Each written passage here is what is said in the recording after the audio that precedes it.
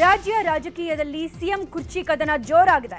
AICC ಅಧ್ಯಕ್ಷ ಮಲ್ಲಿಕಾರ್ಜುನ್ ಖರ್ಗೆ ಬೆಂಗಳೂರಿಗೆ ಬರ್ತಾ ಇದ್ದಂತೆ ಅವರ ನಿವಾಸ ಪವರ್ ಸೆಂಟರ್ ಆಗಿ ಮಾರ್ಪಟ್ಟಿದೆ. ರಾಜ್ಯದಲ್ಲಿನ ಸಚಿವರು ಶಾಸಕರ ಅಭಿಪ್ರಾಯವನ್ನ ಮಲ್ಲಿಕಾರ್ಜುನ ಖರ್ಗೆ ಸಿದ್ಧಪಡಿಸಿದ್ದಾರೆ.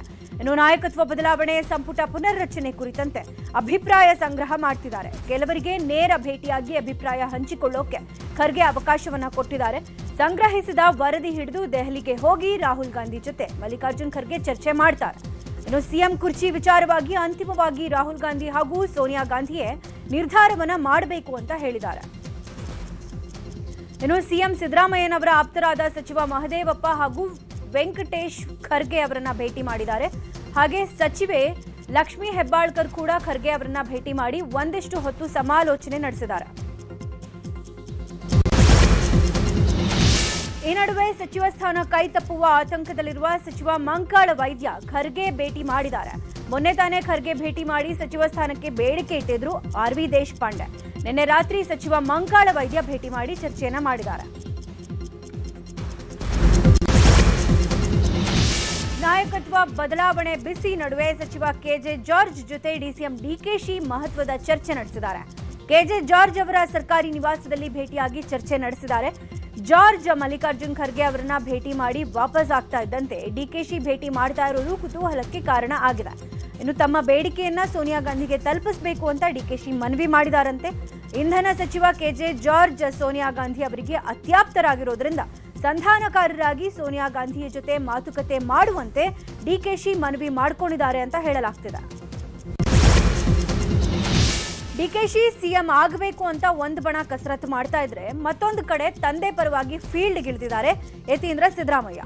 ಹುಬ್ಬಳ್ಳಿ ಸಂತೋಷ್ ನಗರದಲ್ಲಿರುವ ಶಾಸಕ ಪ್ರಸಾದ್ ಅಬ್ಬಯ್ಯನ ಭೇಟಿ ಮಾಡಿ ಹುಬ್ಬಳ್ಳಿ ಧಾರವಾಡ ಪೂರ್ವ ಕ್ಷೇತ್ರದ ಕಾಂಗ್ರೆಸ್ ಶಾಸಕ ಪ್ರಸಾದ್ ಅಬ್ಬಯ್ಯ ಜೊತೆಗೆ ಮಹತ್ವದ ಚರ್ಚೆ ನಡೆಸಿದ್ದಾರೆ. ಮುಂದಿನ ಸಿಎಂ ಡಿಕೆಶಿನೇ ಆಗ್ತಾರೆ ಅಂತ ಹುಲಿಗಮ್ಮದೇವಿ ಭವಿಷ್ಯವಾಣಿ ನುಡಿದಿದೆ. ಗದಗದ ರಾಚೋಟೇಶ್ವರ ನಗರದ ನಿವಾಸಿ ಹುಲಿಗಮ್ಮದೇವಿ ಆರಾಧನೆ ಮಾಡುವ ಭೈಲಮ್ಮ ಬಾಳಮಣ್ಣವರ್ ಭವಿಷ್ಯ ನುಡಿದಿದ್ದಾರೆ. 2 ತಿಂಗಳೊಳಗಾಗಿ ಡಿಕೆಶಿ ಸಿಎಂ ಆಗೇ ಆಗ್ತಾರೆ. ಸಿಎಂ ಸ್ಥಾನವನ್ನ ಸಿದ್ದರಾಮಯ್ಯ ಬಿಟ್ಟು ಕೊಡ್ತಾರೆ. ಹುಲಿಗಮ್ಮದೇವಿ ಕೊಟ್ಟಿರುವ ಭವಿಷ್ಯ ಸುಳ್ಳಾಗೋದಿಲ್ಲ ಅಂತ ದೇವಿ ಹೇಳಿದೆ.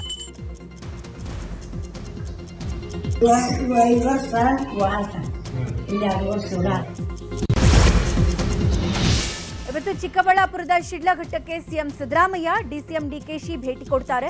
ಶಿಡ್ಲಘಟ್ಟ ನಗರದ ಹೈಟೆಕ್ ರೇಷ್ಮೆ ಮಾರುಕಟ್ಟೆ ನಿರ್ಮಾಣಕ್ಕೆ ಶಂಕುಸ್ಥಾಪನೆ, ಎಚ್ಎನ್ ವ್ಯಾಲಿಯ 164 ಕೆರೆಗಳಿಗೆ ನೀರು ತುಂಬಿಸುವ ಕಾಮಗಾರಿ ಸೇರಿದಂತೆ ವಿವಿಧ ಕಾಮಗಾರಿಗಳಿಗೆ ಅಭಿವೃದ್ಧಿ ಚಾಲನೆಯನ್ನ ನೀಡಲಿದ್ದಾರೆ. ಇನ್ನು ಸಚಿವ ಡಾಕ್ಟರ್ ಎಂಸಿ ಸುಧಾಕರ್ ಕಾರ್ಯಕ್ರಮದ ಉಸ್ತುವಾರಿ ವಹಿಸಿದ್ದು, ಸಿಎಂ ಡಿಸಿಎಂ ಸೇರಿದಂತೆ 22 ಇಲಾಖೆಯ ಸಚಿವರು ಭಾಗಿಯಾಗಲಿದ್ದಾರೆ.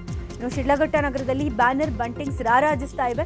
ಶಿಡ್ಲಘಟ್ಟ ನಗರದ ಹನುಮಂತಪುರ ಗೇಟ್ ಬಳಿ ಬೃಹತ್ ವೇದಿಕೆ ಸಿದ್ಧವಾಗಿದ್ದು 50,000 ಜನ ಕುಳಿತುಕೊಳ್ಳಲು ಆಸನಗಳ ವ್ಯವಸ್ಥೆಯನ್ನ ಮಾಡಲಾಗಿದೆ. ರಾಜ್ಯ ಬಿಜೆಪಿ ಅಧ್ಯಕ್ಷರ ಬದಲಾವಣೆ ಚರ್ಚೆ ನಡುವೆ ಬಿವೈ ವಿಜಯೇಂದ್ರ ದೆಹಲಿಯಲ್ಲಿ ಗೃಹ ಸಚಿವ ಅಮಿತ್ ಶಾ ಭೇಟಿ ಮಾಡಿ ಚರ್ಚೆ ನಡೆಸಿದ್ದಾರೆ. ರಾಷ್ಟ್ರ ರಾಜಕಾರಣಕ್ಕೆ ದಿಕ್ಸೂಚಿ ಅಂತ ವಿಶ್ಲೇಷಿಸಲಾಗಿದ್ದ ಬಿಹಾರ ಚುನಾವಣೆಯನ್ನ ಅತ್ಯಂತ ಸಮರ್ಥವಾಗಿ ನಿಭಾಯಿಸಿ ಎನ್ಡಿಎ ಮಿತ್ರಕೂಟ ಐತಿಹಾಸಿಕ ದಿಗ್ವಿಜಯ ಸಾಧಿಸುವಲ್ಲಿ ಮಹತ್ವದ ಪಾತ್ರ ವಹಿಸಿದ್ದ ಅಮಿತ್ ಶಾ ಅವರನ್ನ ಅಭಿನಂದಿಸಲಾಗಿದೆ. ಇನ್ನು ಮಾರ್ಗದರ್ಶನ ಪಡೆಯಲಾಗಿದೆ ಅಂತ ಎಕ್ಸ್ನಲ್ಲಿ ಪೋಸ್ಟ್ ಮಾಡಿದ್ದಾರೆ. ಬಿಜೆಪಿ ಅಧ್ಯಕ್ಷರ ಬದಲಾವಣೆ ನಿರೀಕ್ಷೆಯಲ್ಲಿದ್ದ ಪಕ್ಷದ ನಾಯಕರಿಗೆ ವಿಜಯೇಂದ್ರ ಶಾಕ್ ಕೊಟ್ಟಿದ್ದಾರೆ. ತಟಸ್ಥ ಹಾಗೂ ರೆಬೆಲ್ ಬಣಕ್ಕೆ ಸಿಗದ ಅಮಿತ್ ಶಾ ಭೇಟಿ ಈಗ ವಿಜಯೇಂದ್ರಗೆ ಸಿಕ್ಕಿದೆ. ಈಗಾಗಲೇ ವಿಜಯೇಂದ್ರ ಬದಲಾವಣೆಗಾಗಿ ರೆಬೆಲ್ ಹಾಗೂ ತಟಸ್ಥ ಬಣ ಕಾಯ್ತಾ ಇದೆ. ವಿಜಯೇಂದ್ರ ಕೆಳಗಿಳಿಸಲು ತೆರೆ ಮರೆಯಲ್ಲಿ ಕಸರತ್ತು ಮುಂದುವರೆದಿದೆ. ಇದರ ಮಧ್ಯೆ ದೆಹಲಿಯಲ್ಲಿ ಕೇಂದ್ರ ಗೃಹ ಸಚಿವ ಅಮಿತ್ ಶಾ ಭೇಟಿಗೂ ಪ್ರಯತ್ನ ಮಾಡ್ತಾ ಇದ್ದು ಸಮಯ ಸಿಕ್ಕಿಲ್ಲ. ಆದರೆ ವಿಜಯೇಂದ್ರ ಭೇಟಿಯಾಗಿರುವುದು ಪಕ್ಷದ ಅಧ್ಯಕ್ಷ ಸ್ಥಾನವನ್ನ ಮತ್ತಷ್ಟು ಗಟ್ಟಿ ಮಾಡಿಕೊಳ್ಳೋಕೆ ಅಂತ ಪ್ರಯತ್ನ ಮಾಡ್ತಿದ್ದಾರೆ. ಬೆಂಗಳೂರಲ್ಲಿ ನಡೆದ 7 ಕೋಟಿ ದರೋಡೆ ಪ್ರಕರಣ ಎಲ್ಲರನ್ನ ಬೆಚ್ಚಿ ಬೀಳಿಸಿತ್ತು. ಆದರೆ ಈ ಪ್ರಕರಣದ ಮಾಸ್ಟರ್ ಮೈಂಡ್ ಅನ್ನಲಾಗುತ್ತಿರುವ ಗೋವಿಂದಪುರ ಠಾಣೆಯ ಕಾನ್ಸ್ಟೇಬಲ್ ಅಣ್ಣಪ್ಪ ನಾಯಕ್ನನ್ನ ಸಸ್ಪೆಂಡ್ ಮಾಡಲಾಗಿದೆ. ಈ ಹಿಂದೆ ಅಣ್ಣಪ್ಪ ಕ್ರೈಮ್ ಟೀಮ್ನಲ್ಲಿ ಕೆಲಸ ಮಾಡ್ತಾ ಇದ್ರು. ನಂತರ ಕ್ರೈಮ್ನಿಂದ ತೆಗೆದು ಬೀಟ್ ಡ್ಯೂಟಿಗೆ ಹಾಕಲಾಗಿತ್ತು. ಇದೀಗ ರಾಬರಿ ಪ್ರಕರಣದಲ್ಲಿ ಭಾಗಿಯಾದ ಹಿನ್ನೆಲೆ ಅಣ್ಣಪ್ಪ ನಾಯಕ್ನನ್ನ ಸಸ್ಪೆಂಡ್ ಮಾಡಿ ಪೂರ್ವ ವಿಭಾಗದ ಡಿಸಿಪಿ ದೇವರಾಜ್ ಆದೇಶ ಹೊರಡಿಸಿದ್ದಾರೆ. ಸದ್ಯ ಪ್ರಕರಣವನ್ನು ಗಂಭೀರವಾಗಿ ಪರಿಗಣಿಸಿರುವ ಕಮಿಷನರ್ ಎಲ್ಲಾ ಪೊಲೀಸ್ ಠಾಣೆಗಳ ಪಿಎಸ್ಐ, ಎಎಸ್ಐ, ಹೆಡ್ ಕಾನ್ಸ್ಟೇಬಲ್ ಮತ್ತು ಕಾನ್ಸ್ಟೇಬಲ್ಗಳ ಚಟುವಟಿಕೆಗಳ ಮೇಲೆ ನಿಗಾ ವಹಿಸೋಕೆ ಸೂಚನೆ ಕೊಟ್ಟಿದ್ದಾರೆ.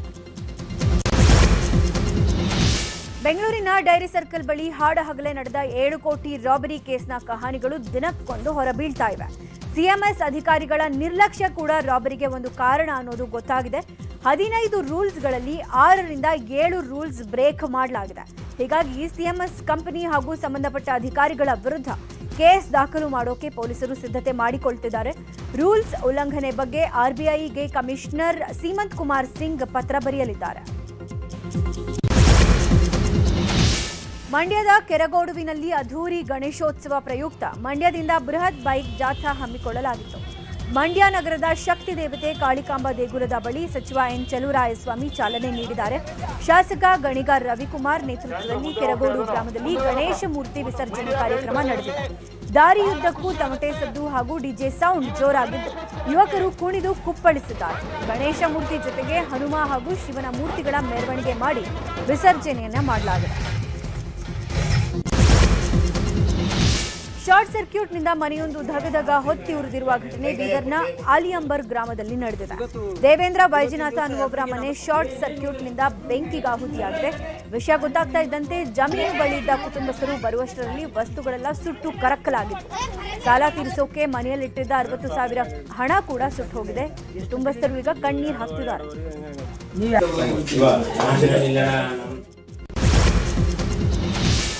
ವಿಜಯನಗರದ ಜಿಲ್ಲಾ ಪಂಚಾಯತ್ ಕಚೇರಿಯಲ್ಲಿ ರೈತನಿಗೆ ಅಪಮಾನ ಮಾಡಿರುವ ಆರೋಪ ಕೇಳಿಬಂದಿದೆ.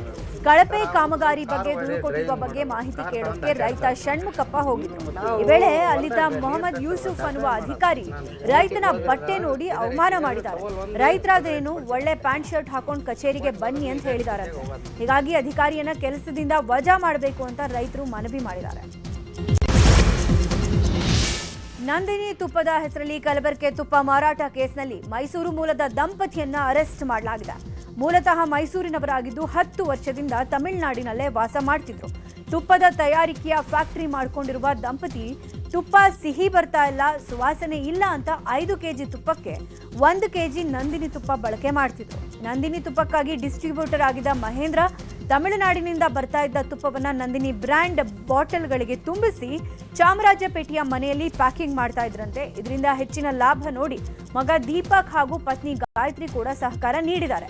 2 ವರ್ಷದಿಂದ ಯಾರಿಗೂ ಅನುಮಾನ ಬಾರದ ರೀತಿಯಲ್ಲಿ ನಕಲಿ ನಂದಿನಿ ತುಪ್ಪವನ್ನ ಮಾಡ್ತಾ ಇದ್ದವರು ಈಗ ಲಾಕ್ ಆಗಿದ್ದು ವಿಚಾರಣೆ ನಡೆಸಲಾಗ್ತಾ ಇದೆ.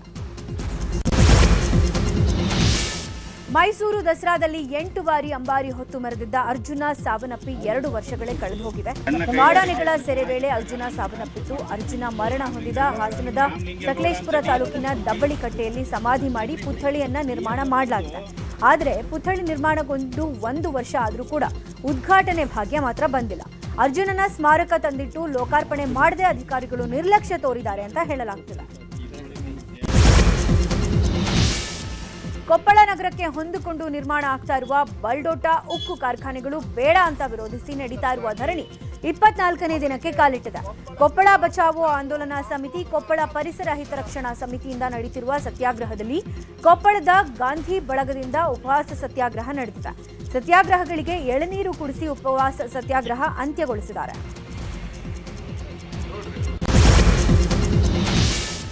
ಒಂದು ವರ್ಷದ ಹಿಂದೆ ವಿಜಯಪುರದ ಬಸವನ ಬಾಗೇವಾಡಿ ಅಭಿವೃದ್ಧಿ ಪ್ರಾಧಿಕಾರ ರಚನೆ ಮಾಡಲಾಗಿದೆ. ಕೂಡಲ ಸಂಗಮದಿಂದ ಬೇರ್ಪಡಿಸಿ ಪ್ರತ್ಯೇಕ ಅಭಿವೃದ್ಧಿ ಪ್ರಾಧಿಕಾರ ಘೋಷಣೆ ಮಾಡಿತ್ತು. ಕಳೆದ ಅಧಿವೇಶನದ ವೇಳೆ ಸರ್ಕಾರ ಪ್ರತ್ಯೇಕ ಅಭಿವೃದ್ಧಿ ಪ್ರಾಧಿಕಾರ ಘೋಷಣೆ ಮಾಡಿತ್ತು. ಇದೀಗ ಮತ್ತೊಂದು ಅಧಿವೇಶನ ಬಂದರೂ ಇನ್ನೂ ಪೂರ್ಣ ಪ್ರಮಾಣದಲ್ಲಿ ಕಾರ್ಯಾರಂಭ ಮಾಡಿಲ್ಲ. ಪ್ರಭಾರ ಆಯುಕ್ತರನ್ನ ನೇಮಕ ಮಾಡಿ ಸರ್ಕಾರ ಸುಮ್ಮನಾಗಿದೆ. ಕಚೇರಿಯೇ ಇಲ್ಲ, ಸಿಬ್ಬಂದಿಯೂ ಇಲ್ಲ. ಬಜೆಟ್ನಲ್ಲಿ ಹಣ ಘೋಷಣೆ ಕೂಡ ಮಾಡಿಲ್ಲ. ಅಭಿವೃದ್ಧಿ ಮಾಡೋಕೆ ವಿಳಂಬ ಯಾಕೆ ಅಂತ ಜನ ಪ್ರಶ್ನೆ ಮಾಡ್ತಿದ್ದಾರೆ. ಹಾವೇರಿಯ ಹಾನಗಲ್ ತಾಲೂಕಿನ ಅಕ್ಕಿ ಆಲೂರು ಗ್ರಾಮದಲ್ಲಿ ಆರ್ಎಸ್ಎಸ್ ಪಥಸಂಚಲನ ನಡೆದಿದೆ. ಪ್ರಮುಖ ವೇದಿಗಳಲ್ಲಿ ಸ್ವಯಂ ಸೇವಕರು ಶಿಸ್ತಿನ ಪಥಸಂಚಲನ ನಡೆಸಿದ್ದು, ಪಥಸಂಚಲನದಲ್ಲಿ ನೂರಾರು ಸಂಖ್ಯೆಯಲ್ಲಿ ಗಣವೇಷಧಾರಿಗಳು ಭಾಗಿಯಾಗಿದ್ದಾರೆ. ಸ್ಥಳೀಯರು ಬೀದಿಗಳಲ್ಲಿ ರಂಗೋಲಿ ಬಿಡಿಸಿ ಗಣವೇಷಧಾರಿಗಳನ್ನು ಸ್ವಾಗತ ಮಾಡಿದ್ದಾರೆ. ಹಾಗೆ ಪಥಸಂಚಲನ ವೇಳೆ ಯಾವುದೇ ಅಹಿತಕರ ಘಟನೆಗಳು ನಡೆಯಬಾರದು ಅಂತ ಖಾಕಿ ಕಟ್ಟೆಚ್ಚರ ವಹಿಸಿದ್ದಾರೆ. ಬೆಂಗಳೂರು ಗ್ರಾಮಾಂತರ ದೊಡ್ಡಬಳ್ಳಾಪುರ ಮಾರುತಿ ನಗರದ 24 ವರ್ಷದ ಯುವಕ ಪವನ್ ತಮ್ಮ ಮನೆಯಲ್ಲೇ ಕಾಶ್ಮೀರದ ಹವಾಮಾನವನ್ನ ಸೃಷ್ಟಿ ಮಾಡಿ ಕೇಸರಿ ಬೆಳೆದು ಯಶಸ್ವಿಯಾಗಿದ್ದಾನೆ. ಈ ಕೇಸರಿ ಗಡ್ಡೆ ವರ್ಷದಲ್ಲಿ ಒಮ್ಮೆ ಮಾತ್ರ ಕೇಸರಿ ಹೂ ಬಿಡುತ್ತೆ. ಅದು ಅಕ್ಟೋಬರ್ ಕೊನೆಯ ವಾರದಿಂದ ನವೆಂಬರ್ ಮೊದಲ ವಾರದವರೆಗೆ ಮಾತ್ರ. ಬಳಿಕ ವಾರದಲ್ಲಿ ಹೂ ಖಾಲಿ ಆದರೆ ಮತ್ತೆ ಕೇಸರಿ ಹೂ ಬರೋದು ಮುಂದಿನ ವರ್ಷಕ್ಕೆ. ಏಪ್ರಿಲ್ ತಿಂಗಳಲ್ಲಿ ಕೇಸರಿ ಗಡ್ಡೆಯನ್ನ ನಾಟಿ ಮಾಡಲಾಗುತ್ತೆ. ಇದೀಗ ಯುವಕ ಕಾಶ್ಮೀರದಲ್ಲಿ ಬೆಳೆಯುವ ಏಕೈಕ ಬೆಳೆಯನ್ನ ರಾಜ್ಯದಲ್ಲಿ ಬೆಳೆಯುವ ಮೂಲಕ ಅಚ್ಚರಿ ಮೂಡಿಸಿದ್ದಾರೆ. ರಿಲಯನ್ಸ್ ಫೌಂಡೇಶನ್ ಸಂಸ್ಥಾಪಕಿ ಹಾಗೂ ಅಧ್ಯಕ್ಷೆ ನೀತಾ ಅಂಬಾನಿ ಅವರಿಗೆ ಜಾಗತಿಕ ಶಾಂತಿ ಗೌರವ ಪುರಸ್ಕಾರ ನೀಡಿ ಗೌರವಿಸಲಾಗಿದೆ. ಮುಂಬೈನ ಗೇಟ್ ವೇ ಆಫ್ ಇಂಡಿಯಾದಲ್ಲಿ ನಡೆದ ಸಮಾರಂಭದಲ್ಲಿ ಜಾಗತಿಕ ಶಾಂತಿ ಗೌರವ ನೀಡಿ ಸನ್ಮಾನ ಮಾಡಲಾಗಿದೆ. ಮುಂಬೈನ ಮೇಲಿನ ದಾಳಿಯ 15 ವರ್ಷಗಳ ಸ್ಮರಣಾರ್ಥವಾಗಿ ನಡೆದ ಕಾರ್ಯಕ್ರಮದಲ್ಲಿ ಸನ್ಮಾನ ಮಾಡಲಾಗಿದೆ. ಇನ್ನು ಬಾಲಿವುಡ್ ನಟ ಶಾರುಖ್ ಖಾನ್, ರಣವೀರ್ ಸಿಂಗ್, ರಿಲಯನ್ಸ್ ಇಂಡಸ್ಟ್ರೀಸ್ ಅಧ್ಯಕ್ಷ ಮತ್ತು ನೀತಾ ಅಂಬಾನಿ ಪತಿ ಮುಕೇಶ್ ಅಂಬಾನಿ, ಮಹಾರಾಷ್ಟ್ರ ಮುಖ್ಯಮಂತ್ರಿ ದೇವೇಂದ್ರ ಫಡ್ನವೀಸ್ ಸೇರಿದಂತೆ ಹಲವರು ಉಪಸ್ಥಿತರಿದ್ದರು. ಗೌರವ ಸ್ವೀಕರಿಸಿ ಮಾತನಾಡಿದ ನೀತಾ ಅಂಬಾನಿ, ಭಾರತ ಮತ್ತು ಭಾರತೀಯರೇ ನನ್ನ ಸ್ಫೂರ್ತಿ. ಇಲ್ಲಿರುವ ಪ್ರೀತಿ, ಗೌರವ ಮತ್ತು ನಮ್ಮತನ ವಿಶ್ವದ ಬೇರೆಲ್ಲೂ ಇಲ್ಲ. ದೇಶಕ್ಕಾಗಿ ಬಲಿದಾನ ಮಾಡಿದವರು ಮತ್ತು ಅವರ ಕುಟುಂಬದವರಿಗಾಗಿ ನಾನು ತಲೆಬಾಗಿ ನಮಿಸ್ತೇನೆ. ನಿಮ್ಮೆಲ್ಲರಿಗೂ ಕೋಟಿ ಕೋಟಿ ನಮನ ಅಂತ ಹೇಳಿದ್ದಾರೆ. इस साल ग्लोबल पीस ऑनर्स से हम उन्हें सम्मानित करने जा रहे हैं जो इस नेक काम में दिन रात जुड़ी रहती है. Global peace honours to the one and only Shrimati Nita Mukesh Ambani जी.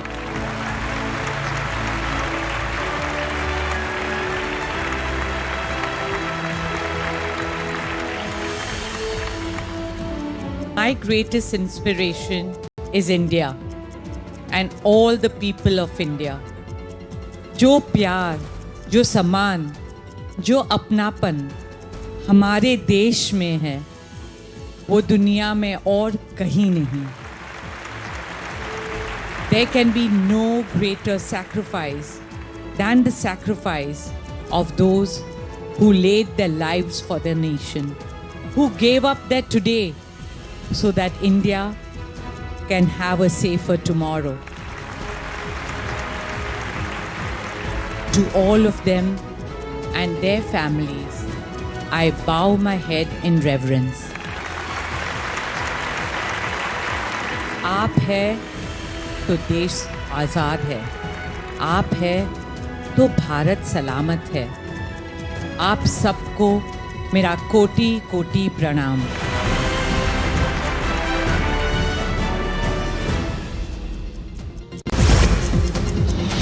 ತಮಿಳುನಾಡಿನ ಕರೂರು ಕಾಲ್ತುಳಿತ ದುರಂತ ಬಳಿಕ ಮತ್ತೆ ಪಕ್ಷ ಸಂಘಟನೆಗೆ ವಿಜಯ ದಳಪತಿ ಮುಂದಾಗಿದ್ದಾರೆ. 2 ತಿಂಗಳ ಬಳಿಕ ಕಾಂಚೀಪುರಂನಲ್ಲಿ ಕಾರ್ಯಕರ್ತರ ಸಭೆ ಮಾಡಿದ್ದು ಕಾಲ್ತುಳಿತ ವಿಚಾರವಾಗಿ ಡಿಎಂಕೆ ವಿರುದ್ಧ ಕಿಡಿಕಾರಿದ್ದಾರೆ. 2026ರಲ್ಲಿ ನಡೆಯುವ ಚುನಾವಣೆಗೆ ಸಜ್ಜಾಗ್ತಾ ಇರುವ ನಟ ವಿಜಯ್ ಚುನಾವಣಾ ಪ್ರಣಾಳಿಕೆಯಲ್ಲಿ ಏನೆಲ್ಲ ವಿಚಾರ ಸೇರಿಸಬಹುದು ಅಂತ ಚರ್ಚಿಸಿದ್ದಾರೆ. ದೆಹಲಿಯಲ್ಲಿ ಬರೋಬ್ಬರಿ 262 ಕೋಟಿ ಮೌಲ್ಯದ ಮಾದಕ ವಸ್ತುವನ್ನ ಜಪ್ತಿ ಮಾಡಿರುವ ಪೊಲೀಸರು 2 ಆರೋಪಿಗಳನ್ನ ಬಂಧನ ಮಾಡಿದ್ದಾರೆ.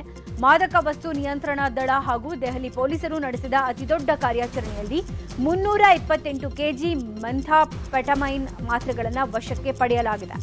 ಇದರ ಮೌಲ್ಯ 262 ಕೋಟಿ ಅಂತ ಅಧಿಕಾರಿಗಳು ಅಂದಾಜು ಮಾಡಿದ್ದಾರೆ. ವಿಯೆಟ್ನಾಂನಲ್ಲಿ ಕಳೆದೊಂದು ವಾರದಿಂದ ಮಳೆ ಅಬ್ಬರಿಸ್ತಾ ಇದೆ. ಪ್ರವಾಹ ಮತ್ತು ಭೂಕುಸಿತದಲ್ಲಿ 90ಕ್ಕೂ ಅಧಿಕ ಮಂದಿ ಮೃತಪಟ್ಟಿದ್ದಾರೆ. ಅನೇಕ ಜನರು ಮನೆಯ ಮೇಲಿನ ಛಾವಣಿಗಳಲ್ಲಿ ಸಿಲುಕಿದ್ದು ರಕ್ಷಣಾ ಕಾರ್ಯ ನಡೀತಾ ಇದೆ. ಕಾಲ್ಮೇಘಿ ಚಂಡಮಾರುತದಿಂದ ಮಹಾಪ್ರವಾಹ ಭಾರೀ ಹಾನಿ ಉಂಟು ಮಾಡಿದೆ. ಇನ್ನು ನಾ ಟ್ರಾಂಗ್ ನಗರದ ಸಂಪೂರ್ಣ ಭಾಗ ಜಲಾವೃತವಾಗಿದೆ. ಇನ್ನು ಪ್ರವಾಹದಲ್ಲಿ 10,000 ಮನೆಗಳು ಜಲಾವೃತಗೊಂಡಿವೆ. ಭಾರತ ಮಹಿಳಾ ಕ್ರಿಕೆಟ್ ಆಟಗಾರ್ತಿ ಸ್ಮೃತಿ ಮಂದಾನ ಮದುವೆ ಮುಂದೂಡಿಕೆ ಆಗಿದೆ. ಸ್ಮೃತಿ ಮಂದಾನ ತಂದೆಗೆ ಹೃದಯಾಘಾತ ಸಂಭವಿಸಿದ್ದು ಆಸ್ಪತ್ರೆಗೆ ದಾಖಲು ಮಾಡಲಾಗಿದೆ. ನಿನ್ನೆ ಸಾಂಗ್ಲಿಯ ಸಾಮ್ದೋಲ್ನ ತೋಟದ ಮನೆಯಲ್ಲಿ ಮದುವೆ ನಡೀಬೇಕಾಗಿತ್ತು. ಸಂಗೀತ ಸಂಯೋಜಕ ಪಲಾಶ್ ಮುಚ್ಚಾಲ್ ಜೊತೆಗೆ ವಿವಾಹ ನಡೀಬೇಕಾಗಿತ್ತು. ಆದರೆ ತಂದೆ ಶ್ರೀನಿವಾಸ್ ಆಸ್ಪತ್ರೆ ಸೇರಿರೋದ್ರಿಂದ ಮದುವೆ ಮುಂದೂಡಿಕೆ ಆಗಿದೆ. ಮಹಿಳಾ ಟಿ20 ವಿಶ್ವಕಪ್ನಲ್ಲಿ ಭಾರತ ತಂಡ ಚಾಂಪಿಯನ್ ಪಟ್ಟ ಅಲಂಕರಿಸಿದೆ. ಕೊಲಂಬೋದ ಪಿ ಸಾರಾ ಓವಲ್ ಮೈದಾನದಲ್ಲಿ ನಡೆದ ಫೈನಲ್ ಪಂದ್ಯದಲ್ಲಿ ಭಾರತ ಮತ್ತು ನೇಪಾಳ ತಂಡಗಳು ಮುಖಾಮುಖಿಯಾಗಿವೆ. ನೇಪಾಳ ತಂಡ 20 ಓವರ್ಗಳಲ್ಲಿ 5 ವಿಕೆಟ್ ನಷ್ಟಕ್ಕೆ 114 ರನ್ ಗಳಿಸಿತ್ತು. ಗುರಿ ಬೆನ್ನತ್ತಿದ್ದ ಭಾರತ 12 ಓವರ್ಗಳಲ್ಲಿ 3 ವಿಕೆಟ್ ನಷ್ಟಕ್ಕೆ 117 ರನ್ ಗಳಿಸಿ ಭರ್ಜರಿ ಜಯ ಸಾಧಿಸಿ ಚೊಚ್ಚಲ ಟಿ20 ವಿಶ್ವಕಪ್ ಮುಡಿಗೇರಿಸಿಕೊಂಡಿದೆ. ರೆಬೆಲ್ ಸ್ಟಾರ್ ಅಂಬರೀಶ್ ನಮ್ಮನ್ನಗಲಿ ಇವತ್ತಿಗೆ 7 ವರ್ಷ ಕಳೆದಿವೆ. ಅಂಬಿ 7ನೇ ವರ್ಷದ ಪುಣ್ಯಸ್ಮರಣೆ ಪ್ರಯುಕ್ತ ಸುಮಲತಾ ಅಂಬರೀಶ್ ಹಾಗೂ ಅಭಿಷೇಕ್ ಅಂಬರೀಶ್ ಕಂಠೀರವದಲ್ಲಿರುವ ಅಂಬಿ ಸಮಾಧಿಗೆ ಪೂಜೆ ಸಲ್ಲಿಸಲಿದ್ದಾರೆ. ಅಂಬಿ ಪುಣ್ಯಸ್ಮರಣೆ ಅಂಗವಾಗಿ ಅಂಬಿ ಸಮಾಧಿಗೆ ಬಗೆ ಬಗೆಯ ಹೂಗಳಿಂದ ಅಲಂಕಾರ ಮಾಡಲಾಗಿದೆ. ಅಂಬಿ ಅಭಿಮಾನಿಗಳು ಇವತ್ತು ಸಮಾಧಿ ಬಳಿ ಆಗಮಿಸಿ ನಮನ ಸಲ್ಲಿಸಲಿದ್ದಾರೆ. 2025ರ gentleman driver of the year ಪ್ರಶಸ್ತಿಯನ್ನು ತಮಿಳು ನಟ ಅಜಿತ್ ಪಡೆದಿದ್ದಾರೆ. ಇಟಲಿಯ ವೆನಿಸ್ನಲ್ಲಿ ನಡೆದ ಎಸ್ಆರ್ಒ ಮೋಟಾರ್ ಸ್ಪೋರ್ಟ್ಸ್ ಗ್ರೂಪ್ ಪ್ರಶಸ್ತಿ ಸಮಾರಂಭದಲ್ಲಿ ನಟ ಅಜಿತ್ಗೆ ಈ ಗೌರವ ಸಿಕ್ಕಿದೆ. ಪ್ರಶಸ್ತಿ ಪಡೆದ ಅಜಿತ್ ತಮ್ಮ ತಂಡ, ಕುಟುಂಬ ಹಾಗೂ ಸ್ನೇಹಿತರು ಮತ್ತು ಚಲನಚಿತ್ರೋದ್ಯಮಕ್ಕೆ ಧನ್ಯವಾದ ತಿಳಿಸಿದ್ದಾರೆ. ಹಾಗೆ ಎಸ್ಆರ್ಒ ಸಂಸ್ಥಾಪಕ ಸ್ಟೀಫನ್ ರಾಟೆಲ್ ಅವರನ್ನ ಭಾರತಕ್ಕೆ ರೇಸಿಂಗ್ ಸರಣಿಯನ್ನ ತರುವಂತೆ ಒತ್ತಾಯ ಮಾಡಿದ್ದಾರೆ. After this amazing season he did in GT4, he gave us the honor to join Asian Le Mans. And Pierre, Frédéric, you will see that we... super star Rajinikanth ಬಿಟ್ರೆ ಅತಿ ಹೆಚ್ಚು ಅಭಿಮಾನಿಗಳನ್ನ ಹೊಂದಿರುವ ತಮಿಳು ನಟ ವಿಜಯ್ ಅನ್ನುವ ಮಾತಿದೆ. ಸದ್ಯ ಅವರು ಜನನಾಯಕನ್ ಸಿನಿಮಾ ಮೂಲಕ ತಲೈವಾರನ್ನೇ ಹಿಂದಿಕ್ಕಿದಾರಂತೆ. ರಜನಿ ನಟನೆಯ ಕೂಲಿ ಸಿನಿಮಾದ ಡಿಸ್ಟ್ರಿಬ್ಯೂಷನ್ ರೈಟ್ಸ್ ತಮಿಳು ನೆಲದಲ್ಲಿ 100 ಕೋಟಿಗೆ ಮಾರಾಟ ಆಗಿತ್ತು. ಇದೀಗ ವಿಜಯ್ ನಟನೆಯ ಜನನಾಯಕನ್ 105 ಕೋಟಿಗೆ ಮಾರಾಟ ಆಗಿದೆ ಅಂತ ಹೇಳಲಾಗ್ತಿದೆ. ಬೆಳಗಾವಿಯಲ್ಲಿ 3 ದಿನಗಳ ಕಾಲ ನಡೆದ ನ್ಯೂಸ್ 18 ಕರುನಾಡ ಹಬ್ಬಕ್ಕೆ ಅದ್ಧೂರಿ ತೆರೆ ಬಿದ್ದಿದೆ. 3ನೇ ದಿನವಾದ ನಿನ್ನೆ ಹಲವು ಮನೋರಂಜನೆಯ ಕಾರ್ಯಕ್ರಮಗಳು ನಡೆದಿವೆ. ರಾಜಕೀಯ ಕ್ಷಿಪ್ರ ಬೆಳವಣಿಗೆಗಳ ನಡುವೆಯೂ ಸಚಿವ ಸತೀಶ್ ಜಾರಕಿಹೊಳಿ ಕಾರ್ಯಕ್ರಮದಲ್ಲಿ ಕೂಲ್ ಆಗಿ ಪಾಲ್ಗೊಂಡಿದ್ದಾರೆ. ಕರುನಾಡ ಹಬ್ಬದ ಆಹಾರ ಮೇಳಕ್ಕೆ ಭೇಟಿ ನೀಡಿದ ಸಚಿವರು ಗಿರ್ಮಿಟ್ ಹಾಗೂ ಬಿಸಿ ಬಿಸಿ ಮಿರ್ಚಿ ಬಜ್ಜಿ ಸವಿದಿದ್ದಾರೆ. ಬಳಿಕ ನಡೆದ ಸಮಾರೋಪ ಸಮಾರಂಭಗಳಲ್ಲಿ ರಾಜ್ಯಸಭಾ ಸದಸ್ಯ ಈರಣ್ಣ ಕಡಾಡಿ, ಶಾಸಕ ಆಸಿಫ್ ಸೇಠ್, ಬಿಜೆಪಿ ಜಿಲ್ಲಾಧ್ಯಕ್ಷ ಸುಭಾಷ್ ಪಾಟೀಲ್, ಮಹದೇವ ರಾಠೋಡ್, ಮುರುಗೇಂದ್ರ ಗೌಡ ಪಾಟೀಲ್, ಭೈರಗೌಡ ಪಾಟೀಲ್ ಪಾಲ್ಗೊಂಡಿದ್ದಾರೆ. ಅಡುಗೆ ಸ್ಪರ್ಧೆಯಲ್ಲಿ ವಿಜೇತರಾದವರಿಗೆ ಬಹುಮಾನ ವಿತರಣೆ ಮಾಡಲಾಗಿತ್ತು. ನ್ಯೂಸ್ 18 ಕಾರ್ಯಕ್ಕೆ ಸಚಿವರು ಶ್ಲಾಘನೆ ವ್ಯಕ್ತಪಡಿಸಿದ್ದಾರೆ. ಸಮಾರೋಪದ ಬಳಿಕ ವಚನ ದೇಸಾಯಿ ನಡೆಸಿಕೊಟ್ಟ ಕರಾಟೆ ಎಲ್ಲರನ್ನ ರೋಮಾಂಚನಗೊಳಿಸಿತ್ತು. ಹಲವು ಗಾಯಕರು ಸಂಗೀತ ಕಾರ್ಯಕ್ರಮವನ್ನು ನೀಡಿದರು. ಜನರಿಗೆ ಹೊರಗೆ ಬರಲಿಕ್ಕೆ ಒಂದು ಅವಕಾಶ, ಇದರ ಜೊತೆಗೆ ನಮ್ಮ ಬದುಕನ್ನು ಕೂಡ ಕಟ್ಟಿಕೊಳ್ಳಿಕ್ಕೆ ನೋಡಲಿಕ್ಕೆ ಅವಕಾಶ ಇದೆ. ಈಗ ಭಾಳಷ್ಟು ಜನ ಇಲ್ಲಿ ಉದ್ಯೋಗ ಮಾಡ್ತಿದ್ದಾರೆ, ಅದು ಕೂಡ ಇಲ್ಲಿ ಬಂದವ್ರಿಗೆ ಎಷ್ಟೋ ಪ್ರೇರಣೆ ಆಯಿತು. ನಾನು ಆ ರೀತಿ ಮಾಡಬೇಕು, ನಾನು ಮುಂದೆ ಹೋಗಬೇಕು, ಏನೇನೋ ಹಲವಾರು ವಿಚಾರಗಳನ್ನ ಇಲ್ಲಿ ಬಂದು ನಾವು ಕಲಿಬೇಕಾಗ್ತದೆ ಅಂತ ಒಂದು ಅವಕಾಶವನ್ನು ನ್ಯೂಸ್ 18 ಅವರು ಕಲ್ಪಿಸಿದ್ದಾರೆ. ಕಳೆದ 3 ದಿನದಿಂದ ಇದು ಕೊನೆಯ ದಿವಸ. ಇವತ್ತು 10 ಕಾಲ ಕಾರ್ಯಕ್ರಮ ಬೆಳಗಾವಿ ಅವಶ್ಯಕತೆ ಇದೆ. ಜನರಿಗೆ